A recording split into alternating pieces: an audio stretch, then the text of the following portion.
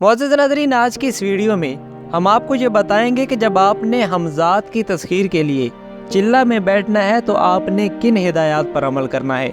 ناظرین، سب سے پہلے عمل ہمیشہ باوضو ہونا چاہیے۔ بے وضو عمل بے اثر ہوتا ہے، اور عمل کامل یکسوئی کے ساتھ اور مکمل تنہائی میں ہو۔ جس جگہ عمل کیا جائے وہاں سامان بالکل نہ ہو۔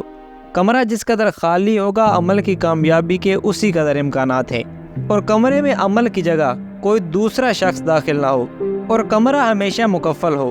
جو بھی عمل کیا جائے وہ تعداد، تلفظ اور خشوع و خضوع کے ساتھ کیا جائے۔ بے چینی اور اکتاہٹ سے عمل باطل ہو جاتا ہے۔ عمل سے پہلے 2 نفل اور دعا برائے کامیابی عمل لازم ہے، کیونکہ دعا اور عمل کا چولی دامن کا ساتھ ہے۔ ناظرین، عامل میں حبس دم کی صلاحیت ہونی چاہیے۔ ایک سانس میں زیادہ سے زیادہ عبارت عمل پڑھنے سے کامیابی کے زیادہ امکانات ہیں۔ دوران عمل بے وجہ اپنے جسم میں حرکت نہ آنے دیں۔ جس قدر جسم ساکت رہے گا اسی قدر فائدہ زیادہ ہوگا۔ اور عمل کے دوران پرہیز جلالی اور پرہیز جمالی، ترک حیوانات اور شرائط احرام و اعتکاف واجب ہے، وگرنہ عمل باطل ہو جاتا ہے۔ معزز دوستو، عمل کا وقت مقررہ پر ہونا لازم ہے۔ جس دن وقت تبدیل ہوگا اسی وقت عمل باطل ہو جائے گا، اور وقت کا تعلق ساعت سے ہے۔ اگر آپ پہلی شب میں ساعت صوم میں عمل شروع کرتے ہیں تو دوسری شب میں بھی ساعت صوم میں عمل شروع کرنا چاہیے، خواہ چند ہی لمحے بعد ساعت چہارم شروع ہو جائے۔ اگر ساعت صوم کا وقت گزر گیا اور ساعت چہارم شروع ہو گئی تو عمل باطل ہو جائے گا۔ ناظرین، عمل میں جگہ کا متعین ہونا ضروری ہے۔ جس جگہ پہلی رات یا دن عمل پڑا ہمیشہ اسی جگہ عمل ہونا چاہیے۔ کسی دن جگہ تبدیل ہو گئی تو عمل باطل ہو جائے گا۔ اور عمل کے دوران حصار لازمی کریں۔ پہلے حصار جگہ کا، پھر حصار اپنے بدن کا، اور پھر 2 رکعت نماز و دعا کے بعد عمل شروع کریں۔ اس کے علاوہ عامل عمل کے لوازمات پہلے ہی اکٹھے کر لے، مثلاً انسلہ لباس، تلوں کا اور زیتون کا تیل، بخور، کوئلے کی انگیٹھی، سٹینڈ اگربتی، ماچس، ٹارچ اور مٹی کا پیالہ وغیرہ۔ اور حمزات کے عمل میں کپڑے اتار دیے جاتے ہیں، لیکن ایک لمبا سا انڈر ویئر حاصل کر لے، اور جو اشیاء دوران چلہ استعمال کرنی ہے وہ بھی ایک ہی بار لے آئے۔ ناظرین کرام، دوران چلہ ہر روز اپنا صدقہ دیں، خواہ 1 ہی روپیہ ہو۔ اس طرح آپ آفات و بلیات سے محفوظ ہو جائیں گے۔ اور عمل کسی صاحب کامل سے اجازت لے کر کریں۔ اگر آپ کو کامل نہ ملے تو 40 دن تک استخارہ کر کے اللہ سے اجازت طلب کریں۔ اور دوران چلہ جمعرات اور جمعہ کا روزہ فرض جانیں، اور روزانہ عمل سے پہلے غسل فرض سمجھیں، اور سردیاں ہوں تو گرم پانی کا اہتمام کریں۔ عامل اپنے استعمال کے برتن مکفر رکھے۔ عامل کے علاوہ کوئی شخص برتنوں کو ہرگز نہ چھوئے۔ عامل اپنا کھانا خود بنائے اور دوسرے کا پکا ہوا ہرگز نہ کھائے۔ عامل دوران عمل غذائے پرہیزی بھی برائے نام کھائے۔ بھنے ہوئے چنے، کھجور، جو کی روٹی اور پانی استعمال کر سکتا ہے۔ اس کے علاوہ ہر چیز حرام سمجھے۔ اور آگ صرف گیس کی ہو، تیل کا چولہا یا ہیٹر ہو۔ لکڑی کی آگ اور اپلوں کی آگ ممنوع ہے۔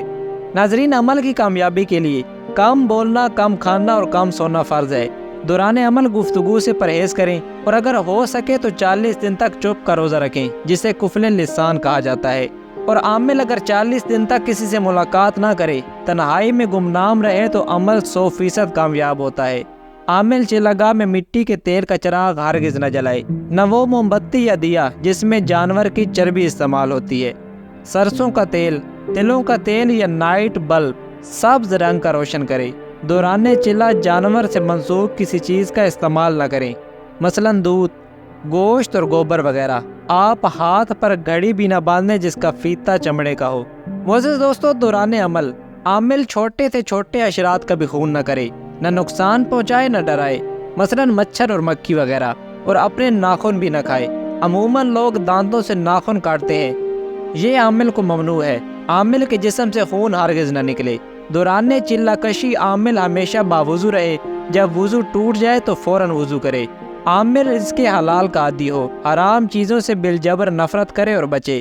سچ بولنا عامل پر فرض ہے، جھوٹ سے بالجبر رکے۔ اس کے علاوہ عامل طہارت باطنی سے بھی بہرہ ہو، تصوف کا مطالعہ کر کے یہ طہارت حاصل کرے اور عمل کرے۔ ناظرین، چلہ گاہ اس جگہ کو بنانا چاہیے جہاں مخلوق کا گزر نہ ہو۔ عامل یکسوئی کی جگہ بیٹھ کر عمل کرے، اور عامل کے لیے لازم ہے کہ دوران چلہ اپنے بستر پر کسی کو نہ سونے دے۔ عامل اگر بیٹھ کر عمل کر رہا ہے تو عمل دو زانو ہو کر شروع کرے اور ختم بھی اسی طرح کرے، درمیان میں اپنی مرضی اور آسانی سے بیٹھ سکتا ہے۔ ناظرین، عامل کو ایک مکان، ایک مقام، ایک جگہ، ایک وقت، ایک مسلح، ایک تسبیح کا پابند ہونا پڑے گا۔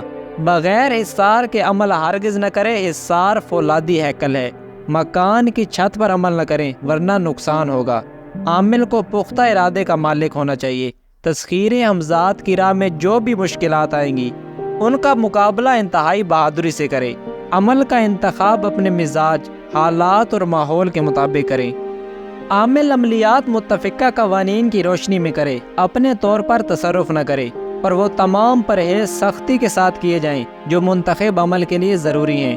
دوران عمل جن عجائب و غرائب سے دوچار ہوں ان سے نپٹنے کے لیے جو اصول و ہدایات پہلے سے معلوم ہیں وہ بروئے کار لائیں۔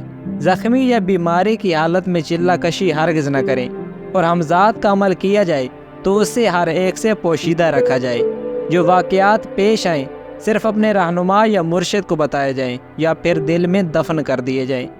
ناظرین، اگر رات کا عمل ہو تو دن کو خوب سوئیں، اونگنے سے عمل باطل ہو جاتا ہے۔ اپنی حفاظت کا مکمل انتظام کریں، کوئی مادی چیز خلل نہ ڈال سکے، اور عمل کرنے کی جگہ ضرورت کی تمام چیزیں رکھیں۔ عمل شروع کرنے سے پہلے اس بات کا فیصلہ کر لیں کہ آپ اس عمل کو سر انجام دے سکیں گے یا بیچ میں چھوڑ دیں گے۔ عمل نہ کرنا چھوڑنے سے بہتر ہے۔ ناظرین، رازداری شرط ہے۔ کوئی بھی اس بات سے واقف نہ ہو کہ آپ ہمزات کی تسخیر کر رہے ہیں، اور نہایت ہی حوصلہ کے ساتھ اس کام میں ہاتھ ڈالیں۔ خلاف توقع کوئی شکل دیکھیں تو گھبرائیں نہ، بلکہ خوش ہوں کہ عمل کامیاب ہو رہا ہے۔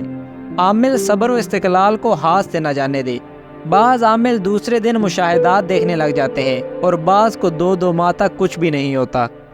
ناظرین، آخر میں جب آپ ہمزات کی تسخیر کے عمل میں بیٹھیں تو وسواس شیطانی کو دل میں جگہ نہ دیں اور خیالات لایعنی کو دل سے نکال دیں۔ ناظرین، ان تمام ہدایات پر بالجبر عمل کریں اور لازمی کریں۔ معزز دوستو، یہ ویڈیو اگر آپ کو اچھی لگی ہو تو اسے لائک کریں اور اسے اپنے دوستوں تک شیئر کریں، اور مزید اس طرح کی ویڈیوز کے لیے ہمارے چینل کو ضرور سبسکرائب کریں۔ آئندہ آنے والی ویڈیو تک ہمیں دیں اجازت۔ اللہ حافظ۔